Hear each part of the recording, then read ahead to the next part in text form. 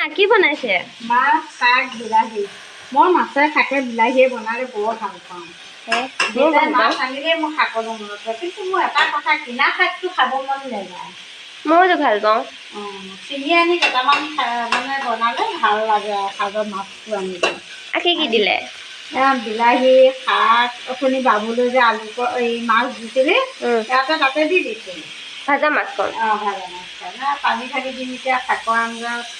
এওঁ আকৌ ৰাতিপুৱা আজি মিঠা মাছটো এসোপা আনিলে, কাটা মাছো আনিলে। নাতিনীয়েকে মিঠা মাছটো খাব নোৱাৰিব বুলি কাটা মাছ আনিলে।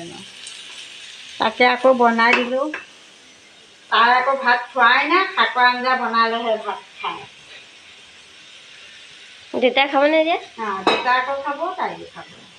মই আকৌ খালোঁ ৰাতিপুৱাই, কাৰোলৈ ৰখি থকা নাই।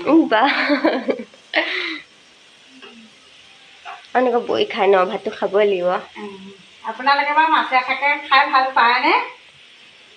মই হ'লে বৰ ভাল পাওঁ সেইটো বস্তু। দেই কৈ দিয়া। এইফালে মোবাইললৈ চাই কোৱা। মই ভাত খাওঁ দেই। খোৱা।